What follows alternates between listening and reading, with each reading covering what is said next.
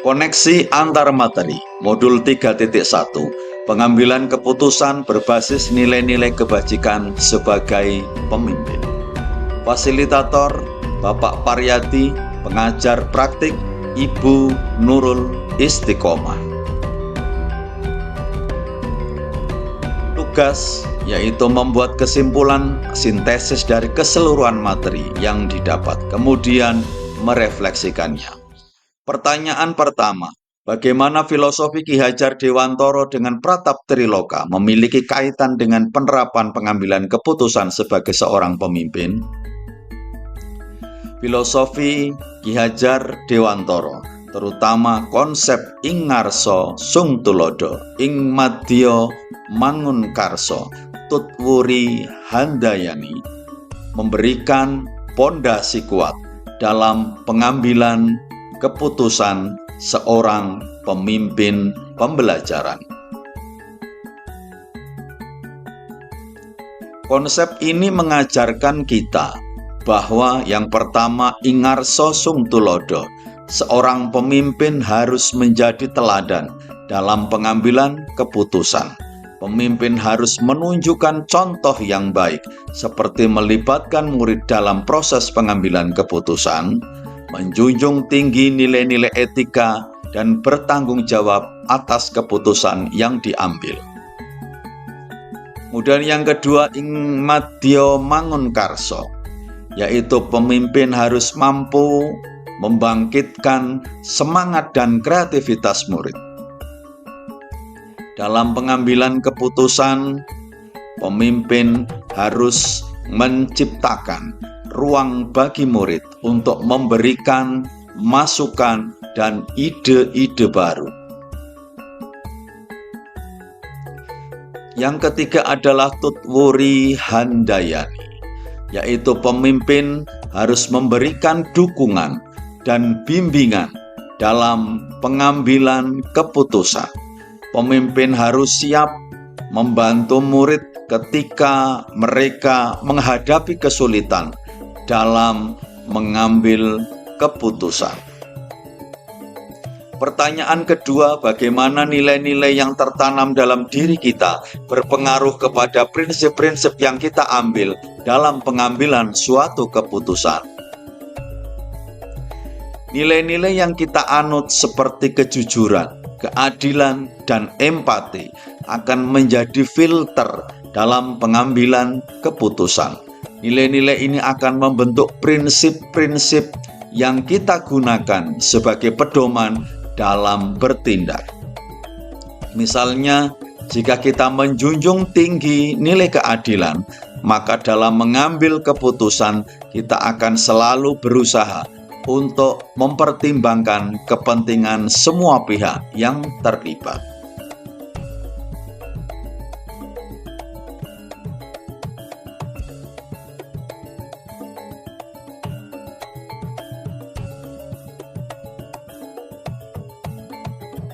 Pertanyaan ketiga, bagaimana materi pengambilan keputusan berkaitan dengan kegiatan coaching atau bimbingan yang diberikan pendamping atau fasilitator dalam perjalanan proses pembelajaran kita, terutama dalam pengujian pengambilan keputusan.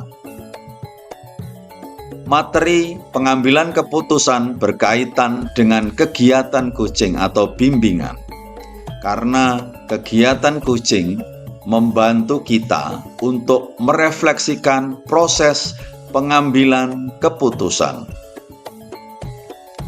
Melalui coaching, kita dapat mengidentifikasi bias-bias kognitif yang mungkin mempengaruhi keputusan kita, serta mengembangkan keterampilan berpikir kritis. Coaching merupakan mitra yang sangat baik dalam proses pengambilan keputusan. Dengan bantuan coaching, kita dapat menggali lebih dalam potensi diri, menemukan solusi kreatif, dan mengambil keputusan yang lebih bijaksana.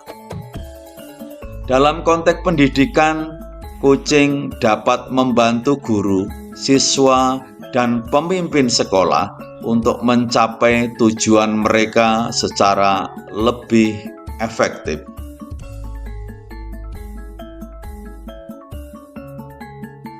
Pertanyaan keempat, bagaimana kemampuan guru dalam mengelola dan menyadari aspek sosial emosionalnya akan berpengaruh terhadap pengambilan suatu keputusan, khususnya masalah dilema etika? Kemampuan mengelola emosi dan memahami emosi orang lain sangat penting dalam menghadapi dilema etika. Dengan memahami emosi diri sendiri dan orang lain, kita dapat mengambil keputusan yang lebih empatik dan adil.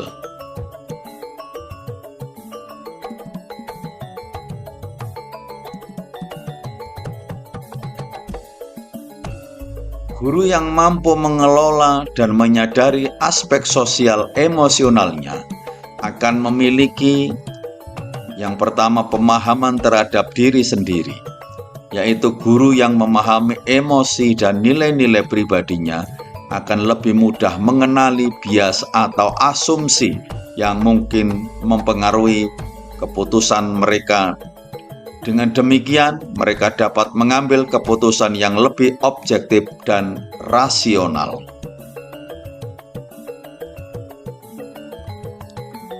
Empati terhadap siswa. Guru yang memiliki empati yang tinggi akan lebih mampu memahami perasaan dan perspektif siswa. Hal ini memungkinkan mereka untuk mengambil keputusan yang mempertimbangkan kesejahteraan emosional siswa.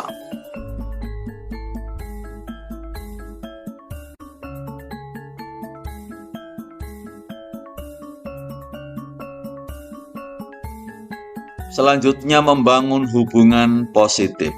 Guru yang mampu mengelola emosi dengan baik akan lebih mudah membangun hubungan yang positif dengan siswa, rekan sejawat, dan orang tua. Hubungan yang baik ini akan menciptakan iklim yang kondusif untuk diskusi terbuka dan pengambilan keputusan bersama.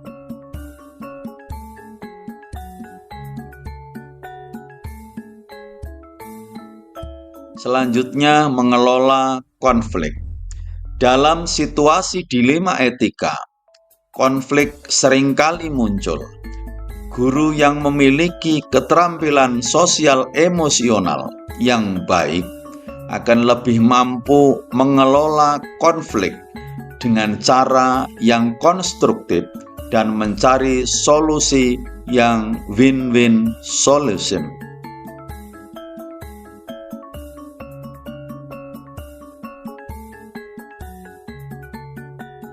Selanjutnya, yaitu menjadi role model. Guru adalah role model bagi siswa dengan menunjukkan kemampuan untuk mengelola emosi dan mengambil keputusan yang etis. Guru memberikan contoh yang baik bagi siswa.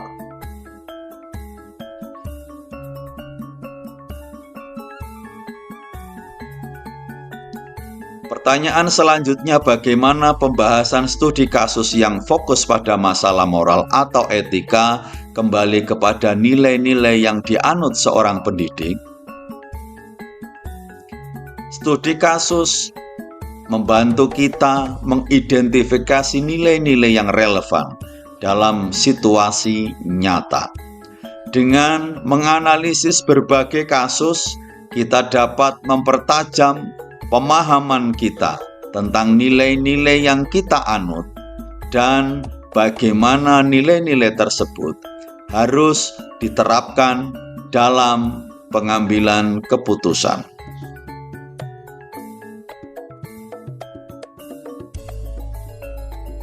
Pembahasan studi kasus yang berpusat pada dilema etika dalam pendidikan seperti yang dibahas dalam modul 3.1 pada akhirnya akan membawa kita kembali pada nilai-nilai fundamental yang dianut seorang pendidik. Nilai-nilai inilah yang akan menjadi kompas dalam mengambil keputusan, terutama ketika dihadapkan pada situasi yang sulit dan penuh pertimbangan.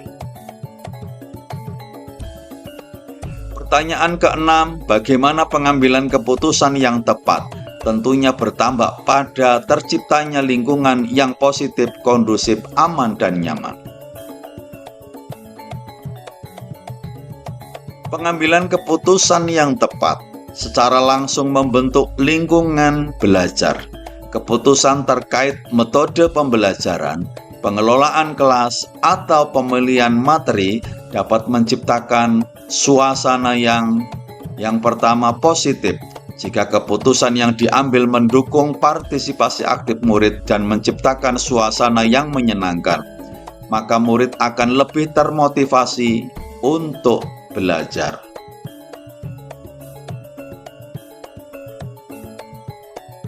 Kemudian, kondusif. Keputusan yang mempertimbangkan kebutuhan belajar yang berbeda-beda akan menciptakan lingkungan belajar yang nyaman dan kondusif bagi semua murid. Selanjutnya, aman, yaitu keputusan yang mengedepankan rasa saling menghormati dan menciptakan suasana yang aman akan membuat murid merasa nyaman untuk berekspresi dan belajar. Nyaman, yaitu keputusan yang memperhatikan aspek fisik dan psikologis murid. Pertanyaan ketujuh, apakah tantangan-tantangan di lingkungan Anda untuk dapat menjalankan pengambilan keputusan terhadap kasus-kasus dilema etika ini, adakah kaitannya dengan perubahan paradigma di lingkungan Anda? Tantangan dalam pengambilan keputusan etika terkait dengan yang pertama, yaitu tekanan sosial. Tekanan dari orang tua atau lingkungan sekolah untuk mengambil keputusan tertentu. Kemudian terkait sumber daya yang terbatas, yaitu keterbatasan sumber daya dapat membatasi pilihan-pilihan yang tersedia. Kaitan dengan perubahan paradigma. Perubahan paradigma di lingkungan pendidikan atau kebijakan sekolah dapat menciptakan dilema baru. Misalnya, ini sebagai contoh, yaitu pergeseran dari pembelajaran tradisional ke pembelajaran berbasis proyek atau penerapan teknologi digital dapat memunculkan dilema etika baru. Pertanyaan ke-8, apakah pengaruh pengambilan keputusan yang kita ambil ini dengan pengajaran yang memerdekakan murid kita? Bagaimana kita memutuskan pembelajaran yang tepat untuk potensi murid kita? Pengaruh pengambilan keputusan yang kita ambil sangat penting dalam pengajaran yang memerdekakan murid-murid kita.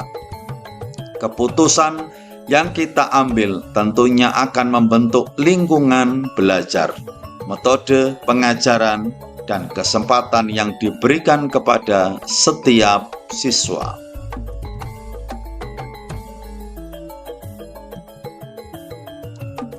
Pengambilan keputusan yang tepat merupakan kunci dalam mewujudkan pengajaran yang memerdekakan. Keputusan yang kita ambil akan sangat mempengaruhi bagaimana siswa belajar dan berkembang.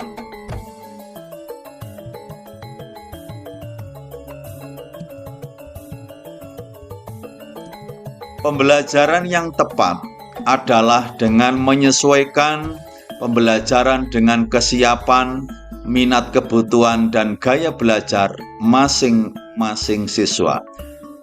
Kemudian kenali potensi masing-masing siswa, lakukan asesmen yang beragam untuk mengidentifikasi kekuatan dan kelemahan siswa.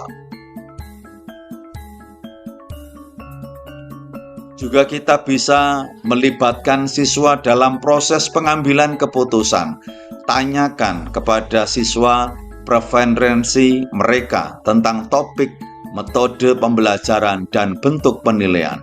Kemudian berikan pilihan, tawarkan berbagai pilihan aktivasi pembelajaran agar siswa dapat memilih sesuai dengan minat dan gaya belajar mereka.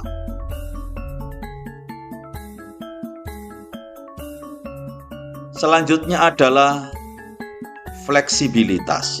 Siswa untuk siap untuk menyesuaikan rencana pembelajaran sesuai dengan kebutuhan siswa.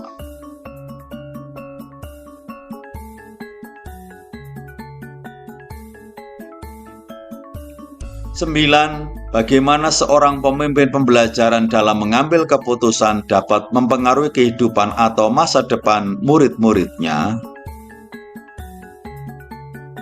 Keputusan yang kita ambil sebagai pemimpin pembelajaran memiliki dampak jangka panjang bagi murid, atau dengan kata lain, guru berperan dalam membentuk masa depan murid.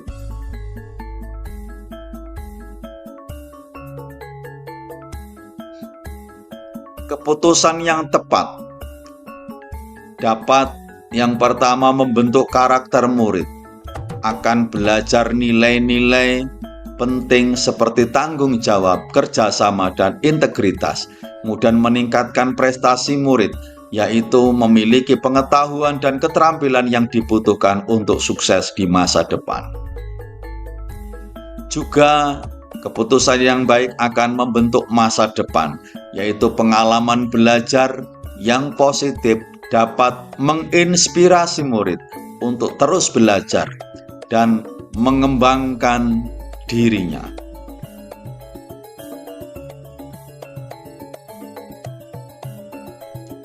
Pertanyaan ke-10, apakah kesimpulan akhir yang dapat Anda tarik dari pembelajaran modul materi ini dan keterkaitannya dengan modul-modul sebelumnya? Kesimpulan akhir yang dapat saya tarik dari pembelajaran modul materi ini adalah bahwa pengambilan keputusan merupakan bagian integral dari profesi guru yang harus didasari nilai-nilai kebajikan universal, berpihak pada murid, dan dapat dipertanggungjawabkan.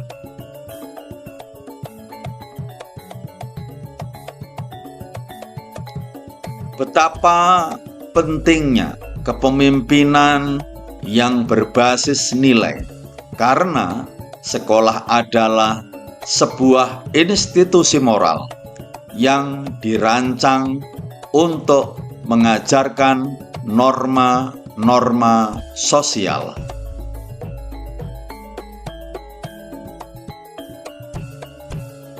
Kaitan dengan modul yang lain, yang pertama dengan modul 1, yaitu paradigma dan visi guru penggerak. Pemikiran filosofi Ki Hajar Dewantoro atau modul 1.1 memberikan landasan filosofis yang kuat bagi modul 3.1. Pemikiran Ki Hajar Dewantoro menjadi acuan dalam pengambilan keputusan yang berpusat pada murid, berorientasi nilai-nilai kebajikan. Nilai-nilai dan peran guru penggerak atau modul 1.2. Modul 3.1 menegaskan bahwa setiap keputusan yang diambil oleh guru penggerak harus selaras dengan nilai-nilai yang telah diinternalisasi, seperti integritas, kejujuran, dan kepedulian terhadap murid. Nilai-nilai inilah yang menjadi dasar dalam pengambilan keputusan yang etis dan berdampak positif. Kemudian keterkaitan dengan modul 1.3 atau visi guru penggerak. Visi yang telah dirumuskan dalam modul 1.3 menjadi acuan dalam setiap keputusan yang diambil. Setiap keputusan harus sejalan dengan visi untuk menciptakan pembelajaran yang berpusat pada murid dan berdampak pada peningkatan kualitas pendidikan.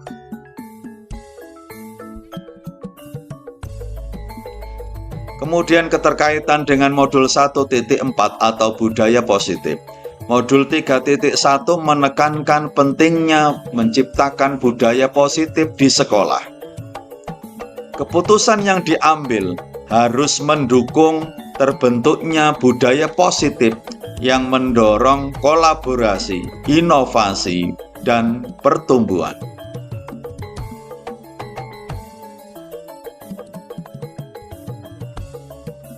Kemudian kaitannya dengan modul 2, yaitu praktik pembelajaran yang berpihak pada murid. Yang pertama, modul 2.1, pembelajaran berdiferensiasi. Modul 3.1 menekankan bahwa keputusan tentang strategi pembelajaran harus mempertimbangkan kebutuhan individu setiap murid. Pembelajaran berdiferensiasi yang telah dipelajari pada modul 2.1 menjadi salah satu implementasi konkret pengambilan keputusan yang berpihak pada murid. Pembelajaran sosial dan emosional atau modul 2.2, keterkaitannya dengan modul 3.1. Keterampilan sosial dan emosional yang telah dikembangkan dalam modul 2.2 akan sangat berguna dalam proses pengambilan keputusan. Empati, kesadaran diri, dan kemampuan untuk mengelola emosi akan membantu guru dalam membuat keputusan yang bijaksana dan berdampak positif. Kemudian kaitannya dengan modul 2.3, yaitu coaching. Keterampilan coaching yang telah diperoleh dapat digunakan untuk memfasilitasi diskusi dan pengambilan keputusan bersama dengan tim atau komunitas sekolah.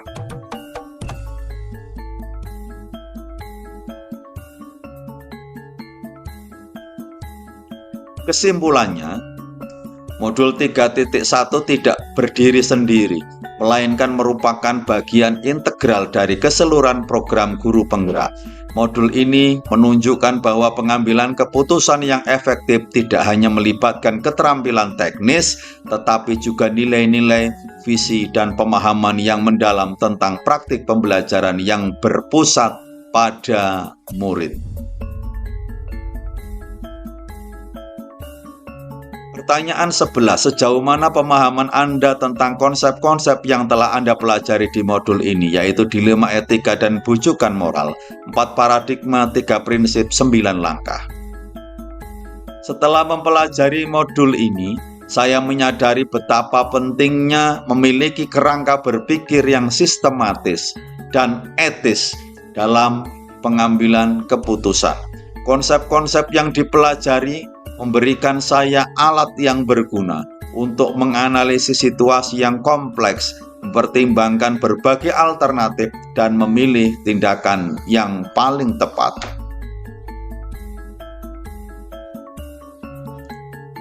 Hal-hal yang mungkin di luar dugaan. Yang pertama, kompleksitas masalah. Yang kedua, emosi dapat sangat mempengaruhi proses pengambilan keputusan, bahkan ketika kita berusaha untuk bersikap rasional. Kemudian, konsekuensi yang tidak terduga. Terkadang keputusan yang kita ambil memiliki konsekuensi yang tidak kita prediksi sebelumnya. Pertanyaan ke-12. Sebelum mempelajari modul ini, pernahkah Anda menerapkan pengambilan keputusan sebagai pemimpin dalam situasi moral dilema? Bagaimana sebelum dan sesudah? Apakah ada bedanya? Sebelum mempelajari modul ini, saya pernah menerapkan pengambilan keputusan sebagai pemimpin dalam situasi moral dilema. Keputusan yang diambil biasanya yang pertama kesulitan mengidentifikasi dilema etika, kemudian pengambilan keputusan yang berdasarkan intuisi atau emosi tanpa mempertimbangkan konsekuensi jangka panjang. Selanjutnya, karena belum paham modul ini, lebih cenderung mengambil keputusan yang menguntungkan diri sendiri atau kelompok tertentu, kurang mempertimbangkan perspektif orang lain, kemudian lebih mudah terpengaruh. Setelah saya mempelajari modul 3.1 ini, pemahaman yang lebih mendalam saya dapatkan, yaitu tentang dilema etika. Kemudian saya juga merasa lebih mampu mengidentifikasi dan menganalisis situasi dilema moral dengan lebih baik. Saya dapat memahami perbedaan antara dilema etika, yaitu benar dan benar, dan bujuk moral, yaitu benar dan salah.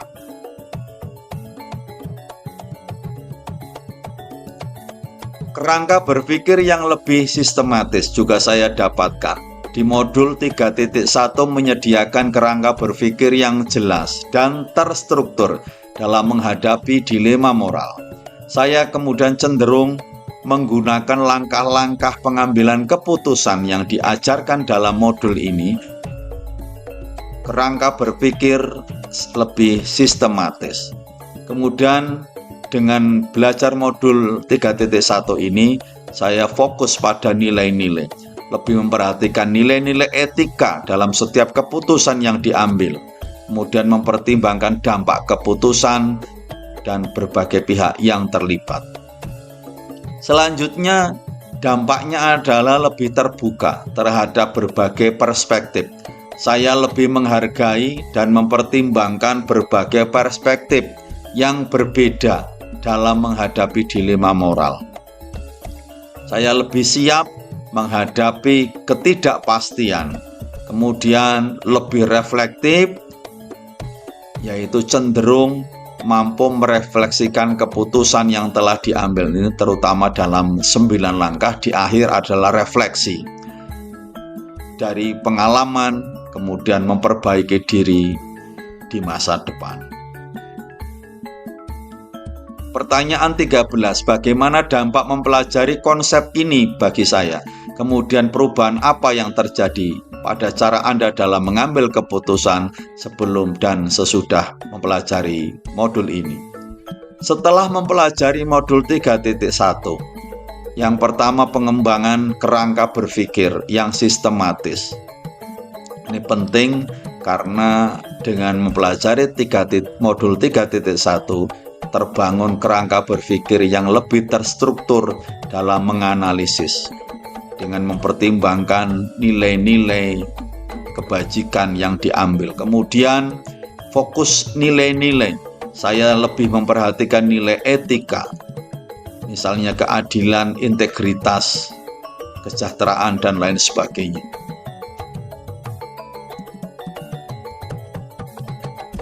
Peningkatan kemampuan pemecahan masalah.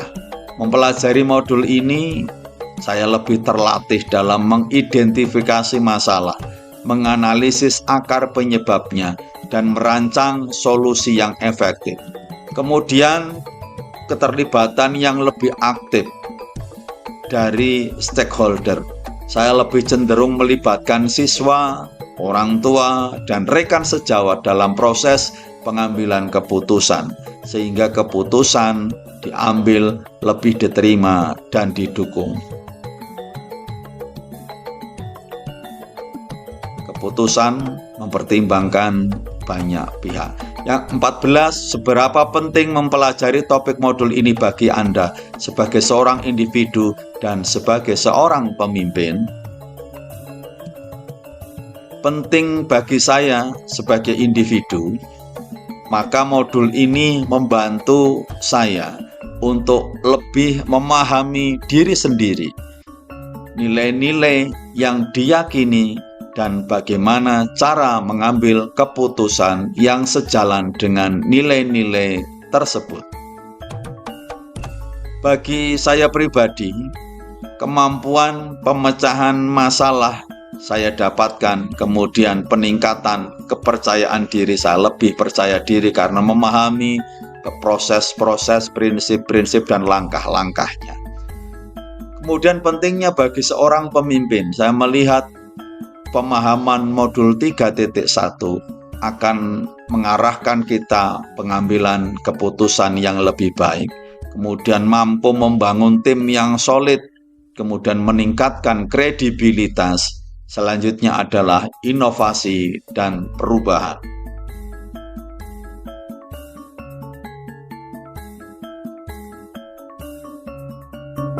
Demikian yang saya sampaikan, kurang lebihnya mohon maaf yang sebesar-besarnya. Wassalamualaikum warahmatullahi wabarakatuh. Salam bahagia.